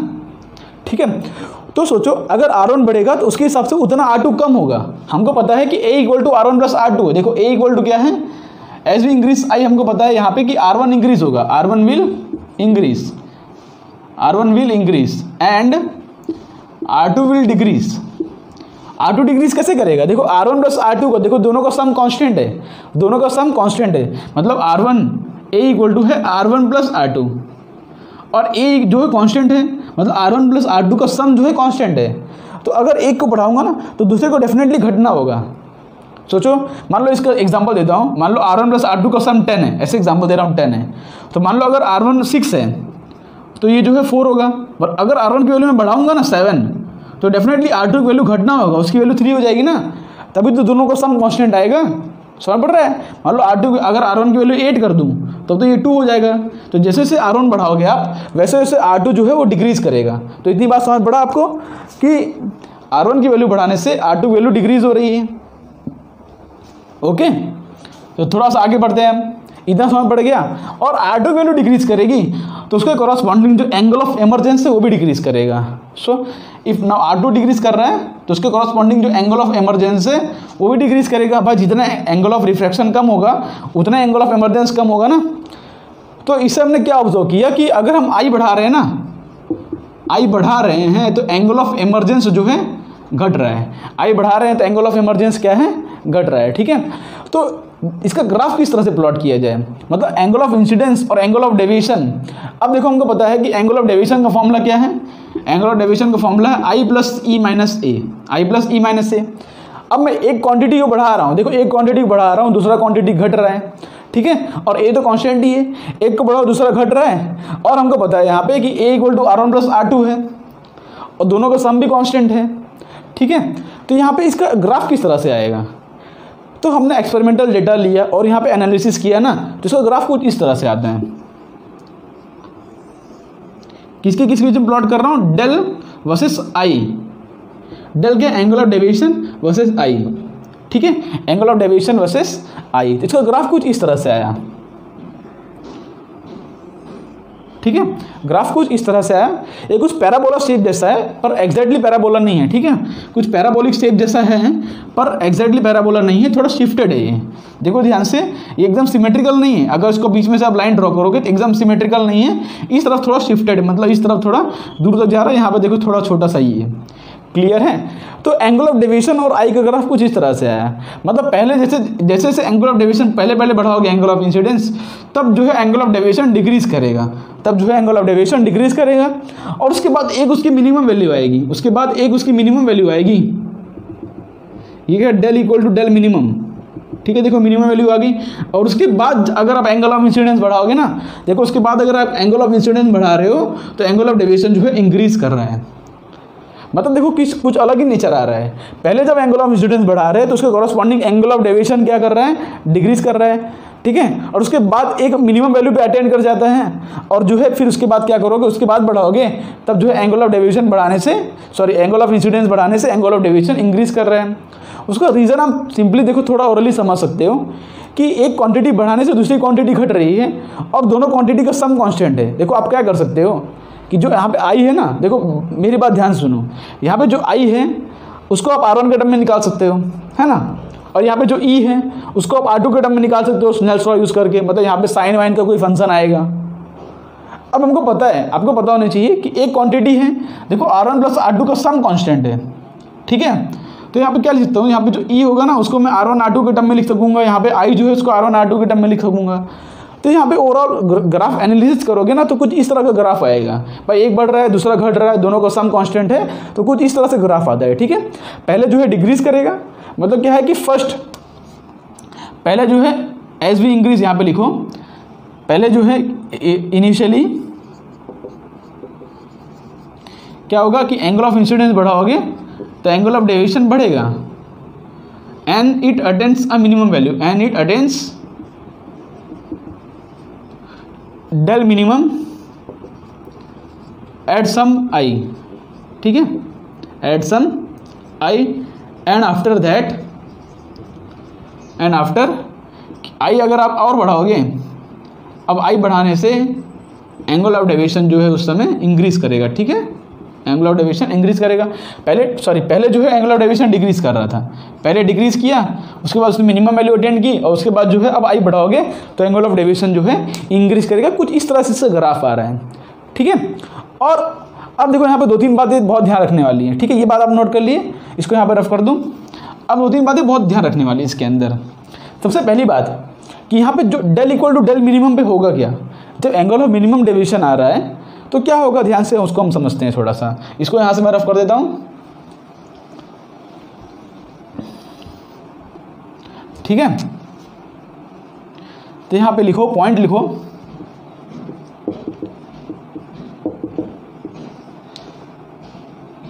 ये देखो del equal to del minimum is for only one value of i, is for only one value of i. मतलब यहाँ पे del equal to del minimum वाला केस है ना, वो सिर्फ आई की एक ही वैल्यू पे पॉसिबल है। देखो यहाँ पे आई की एक सिंगल वैल्यू पे पॉसिबल है, बाकी कोई भी मतलब डेल मिनिमम, बाकी कोई भी डेल आई की 2 वैल्यू पे पॉसिबल है। जैसे मान लो यहाँ पे ये डेल है, मान लो अपना ये डेल है, देखो इस पॉइंट पे ले रहा हूँ मैं डेल, देखो ये डेल के लिए आई की 2 वैल्यू पॉसिबल है, एक तो ये वाली वैल्यू पॉसिबल है और एक तो आई की ये वाली वैल्यू पॉसिबल है, मतलब ये I1 और एक तो I2। ठीक है, ये अपना आई जो है देखो ये बीच वाला आई है अपना। ठीक है, मतलब इस डेल के लिए देखो आई की 2 वैल्यू पॉसिबल है, लेकिन जब del equal to del minimum है ना, उस केस के अंदर आई की सिर्फ सिंगल वैल्यू पॉसिबल है, आई की सिर्फ सिंगल वैल्यू पॉसिबल है। अब देखो उसको समझते हैं कि मैं क्या बोलना चाह रहा हूँ। यहाँ पे देखो अपना ये जो है प्रिज्म है, यहाँ पे ये मान लो आई इक्वल टू कोई एंगल है। ठीक है, ये अपना आई कोई एंगल है, तो जब del equal to del minimum होगा ना, तब एंगल ऑफ इंसिडेंस और एंगल ऑफ एमरजेंस दोनों बराबर होंगे, एंगल ऑफ इंसिडेंस और एंगल ऑफ एमरजेंस दोनों बराबर होंगे। उसको समझने के लिए मान लो कि भाई यहाँ पे अपना एंगल ऑफ इंसिडेंस जो है 45 डिग्री है, एंगल ऑफ इंसिडेंस जो है 45 डिग्री है। अब क्या होगा कि जब del equal to del minimum वाला केस है, तो जो एंगल ऑफ एमरजेंस हो जाएगा ना, वो भी इक्वल टू 45 डिग्री हो जाएगा, वो भी इक्वल टू 45 डिग्री हो जाएगा। उसका रीज़न है, देखो समझो उसका रीज़न क्यों, ऐसा क्यों हो रहा है समझो। कि मान लो मेरे पास एक प्रिज्म है, ठीक है, इस तरह से रे ऑफ लाइट है, इस तरह से बैंड की। भाई अगर ये एंगल देखो कोई अलग अलग एंगल हो तो क्या होगा, मान लो आई इक्वल टू 30 डिग्री पर एंगल ऑफ एमरजेंस जो है 45 डिग्री आ रहा है, तो इसको उल्टी तरह से देखें ना अगर, तो जब एंगल ऑफ इंसिडेंस 45 डिग्री होगा तब जो है एंगल ऑफ एमरजेंस 30 डिग्री आएगा। भाई अगर इस तरफ से देख रहे हो आप, तो एंगल ऑफ इंसिडेंस जब 30 डिग्री है तब एंगल ऑफ एमरजेंस कितना है, 45 डिग्री। इसको दूसरी तरह का देख सकते हो ना भाई, सेम भाई प्रिज्म तो इस तरह से यहाँ दोनों तरफ से सेम ही है, तो यहाँ से अगर angle of emergence angle of incidence 45 degree होगा, तो उस केस के अंदर एंगल ऑफ इंसिडेंस कितना आएगा, 30 डिग्री आएगा। मतलब क्या है कि इस केस दोनों केस के अंदर मान लो 30 डिग्री पर एंगल ऑफ डेविएशन आ रहा है 45 डिग्री, एग्जाम्पल मान लो, चलो 60 डिग्री मान लो, एंगल ऑफ डेविएशन आ रहा है 60 डिग्री। तो जब एंगल ऑफ इंसिडेंस 45 डिग्री होगा ना, तभी भी अपना एंगल ऑफ डेविएशन जो है 60 डिग्री आएगा, क्योंकि प्रिज्म तो दोनों तरफ से सेम है ना। 30 डिग्री पर अगर एंगल ऑफ डेविएशन 60 डिग्री आ रहा है तो 45 डिग्री होगा, तभी भी एंगल ऑफ डेविएशन आएगा 60 डिग्री। लेकिन जब del equal to del minimum वाला केस होता है ना, जब del equal to del minimum वाला केस होता है, तब एंगल ऑफ इंसिडेंस और एंगल ऑफ एमरजेंस दोनों बराबर होंगे। मतलब 45 डिग्री मान लो एंगल ऑफ डेविएशन 60 डिग्री आ रहा है, तो यहाँ से देखोगे वो भी 45 डिग्री है, उस पर भी अपना सेम आंसर आएगा। इसलिए मैं बोल रहा हूँ जो del equal to del minimum है वो सिर्फ एक ही एंगल ऑफ इंसिडेंस के लिए पॉसिबल है। अब दोनों तरफ दोनों सेम होगा तब एक ही वैल्यू मिलेगी ना अपने को। यहाँ पर दोनों अगर अलग अलग होंगे तो ये 2 वैल्यू पर सेम अपना एंगल ऑफ डेविएशन मिलेगा। ठीक है, ये दोनों वैल्यू पर सेम एंगल ऑफ डेविएशन मिलेगा, क्योंकि इसको चाहे इस तरफ से देखो चाहे इस तरफ से देखो, है तो प्रिज्म ही ना। ये बात समझ रहे हो क्या बोलना चाह रहा हूँ मैं? चलो इतनी बात समझ पड़ी। और दूसरी बात यहाँ पे कि जब आई इक्वल टू ई होगा ना, मतलब जब एंगल मिनिमम डेविएशन वाला केस आएगा तो यहाँ पे ये रे जो है पैरेलल हो जाएगा इस तरह से, ये जब बेस है ना उसके पैरेलल हो जाएगा, और यहाँ पर ये R1 इक्वल टू R2 हो जाएगा, यहाँ पर R1 इक्वल टू R2 हो जाएगा, I इक्वल टू ई हो जाएगा। कब? मिनिमम डेविएशन पर। क्यों भाई? देखो अगर ये और ये एंगल बराबर है तो भाई अंदर का एंगल भी बराबर होगा, तभी तो बाहर के एंगल बराबर होंगे। भाई अगर R1 R2 बराबर होगा ही नहीं तब बाहर के एंगल कैसे बराबर होंगे? चाहो तो फॉर्मूले चेक कर लो, 1 इंटू साइन 45 करोगे, यहाँ पे 1/√2 equal to mu into sine R1 करोगे, उस हिसाब से यहाँ पर करोगे mu into sine R2 equal to 1/√2। तो दोनों तरफ से देखोगे तो आपको साइन R1 और R2 वैल्यू दोनों सेम आ जाएगी, ठीक है। तो मिनिमम डेविएशन पर R1 इक्वल टू R2 होता है और angle of incidence equal to angle of emergence होता है, इतनी बात ध्यान रखना है। और यहाँ पर ये जो रे ऑफ लाइट होती है ना, ये बेस की पैरेलल हो जाती है। एक बार इस तरह से क्वेश्चन आया था IIT में कि भाई जब I इक्वल टू ई मतलब मिनिमम डेविएशन पर कौन सा रे ऑफ, मतलब इस तरह से क्वेश्चन आया था। तो यहाँ पर ये जो रे ऑफ लाइट है ये सरफेस के पैरेलल हो जाती है, ठीक है, नीचे वाले सरफेस के पैरेलल हो गए, ये बात ध्यान रख लो, ओके, छोटी सी बात है। और यहाँ पर देख रहे हो ये ग्राफ जो है सिमेट्रिकल नहीं है, यहाँ पर ग्राफ जो है सिमेट्रिकल नहीं है। यहाँ पर दूसरा पॉइंट लिखो, graph is not symmetrical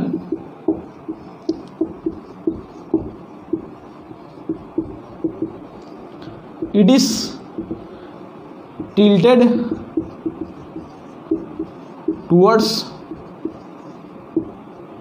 right, ठीक है। ग्राफ जो है कुछ राइट से टिल्टेड है, मतलब मान लो ये अपना कुछ वैल्यू है, मान लो अपना वैल्यू कुछ x1 है और मान लो ये अपना x2 वैल्यू है, तो डेफिनेटली जो है x2 is greater than x1। इसको जो है इसको याद रखो, कभी कभार जो है इस पर डायरेक्टली क्वेश्चन आ सकता है, भाई पूछ सकते हैं हमको जो है ग्राफ किस तरह से आएगा। तो यहाँ पर ग्राफ एक्जेक्टली सिमेट्रिकल नहीं होता, कुछ कुछ बुक में बना देते हैं पर ग्राफ एक्जेक्टली सिमेट्रिकल नहीं होता। यहाँ पे जो x2 की वैल्यू है ये x1 से बड़ी होगी, क्लियर है। मतलब देखो इस साइड थोड़ा छोटा है और इस तरफ ग्राफ थोड़ा बड़ा है, मतलब x2 और x1 जो है उसकी वैल्यू जो है मतलब सेम नहीं होती, ओके, इतनी बात समझ गए आप। और del equal to del minimum में क्या होता है? R1 R2 बराबर I इक्वल टू ई। अब जो कंडीशन निकाल लेते हैं भाई, किस तरह से कंडीशन होगा, ठीक है। इसको रफ कर देता हूं यहां से।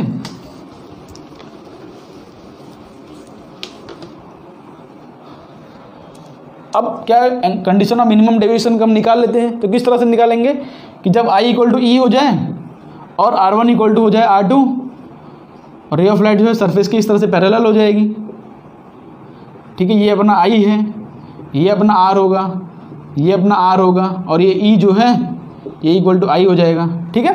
तो क्या क्या कंडीशन है? I इक्वल टू E है और R1 इक्वल टू R2 है। तो दोनों इक्वेशन में पुट करो, देखो I इक्वल टू E हो जाएगा तो डेल की वैल्यू क्या हो जाएगी? डेल की वैल्यू हो जाएगी 2I माइनस ए। भाई I इक्वल टू E हो गया तो I प्लस I माइनस ए, तो डेल की वैल्यू हो गई 2I माइनस ए। क्यों? क्योंकि I इक्वल टू E है, ओके। अब इसके बाद R1 इक्वल टू R2 है तो यहाँ पे A की वैल्यू क्या हो जाएगी? A की वैल्यू हो जाएगी 2R, ठीक है, A की वैल्यू हो जाएगी 2R। तो एंगल ऑफ डेविएशन ये आ जाएगा, ठीक है, ये अपना मिनिमम डेविएशन है जब ओके। अब क्या करते हैं हम, इसके अंदर कभी कभार क्वेश्चन में म्यू पूछते हैं, मतलब म्यू की वैल्यू क्या होगी जब मिनिमम डेविएशन पर म्यू की वैल्यू क्या होगी, तो किस तरह से निकालेंगे हम म्यू। तो यहाँ पे देखो क्या करूँगा मैं कि 1 into sine I, 1 into sine I equal to mu into sine R, यही होगा ना। तो यहाँ पे म्यू की वैल्यू क्या आ रही है? म्यू की वैल्यू आ रही है sine I upon sine R. Mu की वैल्यू क्या आ रही है? म्यू इक्वल टू है sine I upon sine R. और आई की वैल्यू क्या होगी? यहाँ से आई की वैल्यू निकालो, डेल प्लस ए बाई 2। आई की वैल्यू क्या आ रही है कि डेल प्लस ए बाई 2, ठीक है, इसको डेल मिनिमम बोल दो, ठीक है, डेल मिनिमम इस तरह से। और आर की वैल्यू क्या आ रही है? आर की वैल्यू आ रही है ए बाई 2, तो इसको वैल्यू पुट कर दो यहाँ पे, तो वैल्यू आ जाएगी A plus del minimum by 2 sine की वैल्यू, ठीक है, साइन के अंदर upon sine of A by 2। ये रिफ्रैक्टिव इंडेक्स आ गया। जब del equal to del minimum होगा तो ये अपना रिफ्रैक्टिव इंडेक्स है, बहुत ही इंपॉर्टेंट फॉर्मूला, ध्यान से नोट कर लो इसको कि mu equal to sine A plus rho minimum by 2 upon sine A by 2। इस तरह से इसको आप नोट कर लो, ठीक है। जब मिनिमम डेविएशन होगा तब ये डायरेक्टली फॉर्मूला इसको हम यूज़ कर सकते हैं। अब इसके बेस डायरेक्टली क्वेश्चन आएगा, हमको एंगल ऑफ प्रिज्म दिया रहेगा, उसके ऊपर से जो है आप डायरेक्टली क्वेश्चन सॉल्व कर सकते हो। और इसके बेस पे क्वेश्चन जो है डायरेक्टली इसके क्वेश्चन वाला एक सेपरेट पूरा लेक्चर बनाने वाले हैं, जिसके अंदर सिर्फ इसके क्वेश्चन लेंगे हम। तो ये अपना जो है म्यू आ गया, ठीक है। ओके, क्या आ गया, sine A plus del minimum by 2 upon sine A by 2। अब देखो इसके बाद जो है बहुत इंपॉर्टेंट बताने वाला हूँ आपको। यहाँ पे हमने फॉर्मूला क्या क्या पढ़ा अभी तक, डेल इक्वल टू आ जाएगा 2y माइनस ए, ठीक है। और वो क्या बोलते हैं, नो इमरजेंसी वाला कंडीशन क्या था कि A should be greater than equal to 2 theta सी। ये क्या नो इमरजेंसी वाला कंडीशन है अपना,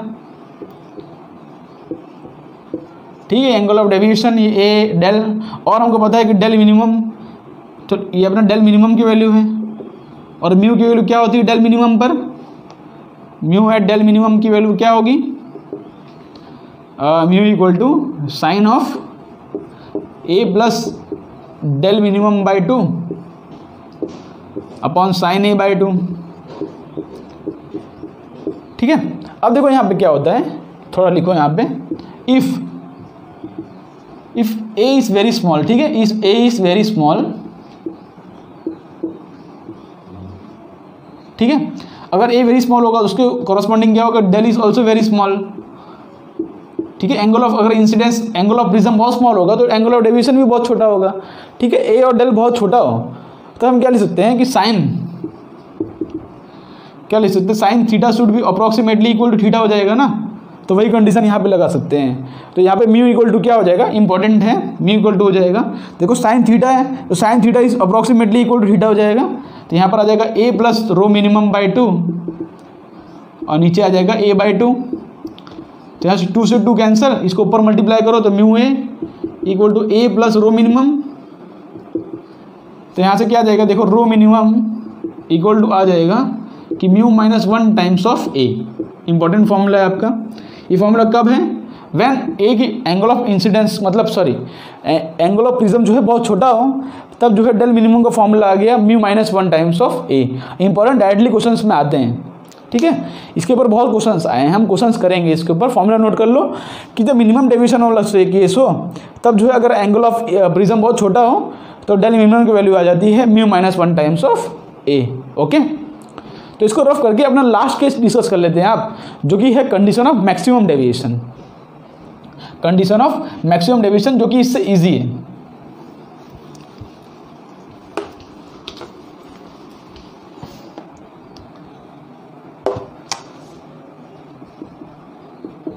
मैक्सिमम डेविएशन वाला केस उससे भी इजी है। यहाँ पर देखो क्या होगा,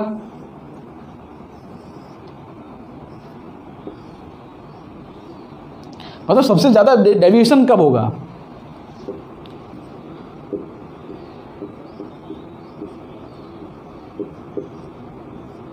देखो अब हमको पता है कि जो डेविएशन का जो फॉर्मूला है हमारे पास, फॉर्मूला क्या है कि आई प्लस ई माइनस ए हमारे पास ये फॉर्मूला। अब इसके अंदर क्या है, एंगल ऑफ प्रिज्म तो कांस्टेंट है, एंगल ऑफ प्रिज्म चेंज नहीं कर रहा है। यहाँ पर चेंज क्या क्या कर सकता है, चेंज कर सकता है आई और ई, आई और ई। अब हमको चाहिए मैक्सिमम डेविएशन, तो for maximum deviation for del max क्या होना चाहिए, यहाँ पे आई और ई तो चेंज कर सकता है। तो अगर हमको डेल मैक्सिमम चाहिए तो उसके लिए क्या होगा, I should be maximum, I should be maximum, ठीक है। डेल मैक्सिमम के लिए हमको आई मैक्सिमम चाहिए, भाई आई और ई पे डिपेंड कर रहा है, अगर जितना आई ज़्यादा होगा उतना डेल ज़्यादा होगा। तो यहाँ पे क्या होगा कि जब डेल मैक्सिमम होता है आई मैक्सिमम, और इसकी वैल्यू कितनी की इक्वल आती है 90 डिग्री। मतलब यहाँ पे जो आई इक्वल टू 90 डिग्री हो जाए ना, इस तरह से आई इक्वल टू 90 डिग्री हो जाए, यहाँ पे आई अगर 90 डिग्री हो जाए तब वहाँ पे उस केस में हमारा जो डेविएशन होता है सबसे मैक्सिमम होता है, ठीक है। तो डेविएशन जो होगा सबसे मैक्सिमम होगा, भाई आई जितना ज़्यादा होगा उसके कॉरस्पॉन्डिंग यू उसके कुछ इक्वेशन आएगा, ठीक है। तो आई प्लस ई माइनस ए होगा, तो आई अगर मैक्सिमम होगा तो उसके कॉरस्पॉन्डिंग डेल भी अपना मैक्सिमम वैल्यू पे आएगा। और उसकी मैक्सिमम वैल्यू क्या होती है आई की पाई बाई 2, तो यहाँ पर pi by 2 plus e minus A, इस तरह से आप इक्वेशन लिख सकते हो, ठीक है। तो कभी भी डेल मैक्सिमम वाला केस आए तो आप आई इक्वल टू पाई बाई 2 रख के अपना इक्वेशन आंसर निकाल देना, ओके। और ग्राफ में भी चेक किया जाए तो डेल मैक्सिमम में ये भी एक ही वैल्यू पे आता है। देखो ये अपना डेल मिनिमम वाला केस है और ये जो है अपना डेल मैक्सिमम वाला केस है, आई इक्वल टू 90 डिग्री और ये जो है अपना आई की वैल्यू है मिनिमम वाले केस के, ठीक है। तो इस तरह से आता है डेल मैक्सिमम वाला केस, जब आई इक्वल टू 90 डिग्री होगा तो अपना मैक्सिमम डेविएशन आएगा। तो बस आज के लेक्चर के लिए इतना रखते हैं। अब जो प्रिज्म के अंदर एक टॉपिक बचता है जो कि होता है डिस्पर्जन वाला कॉन्सेप्ट, तो उसको समझा के इसके बेस पे जो है एक पूरा डेडिकेटेड लेक्चर क्वेश्चंस के ऊपर करेंगे, बिकॉज काफ़ी क्वेश्चंस आए हैं इसमें जेईई मेंस में और जेईई एडवांस में। तो होप तो आज के लेक्चर आपको पसंद आया होगा। अगर पसंद आया हो तो वीडियो को लाइक कर दें। मिलते हैं नेक्स्ट वीडियो में, तब तक के लिए आप पढ़ाई करते रहें। तब तक के लिए बाय बाय।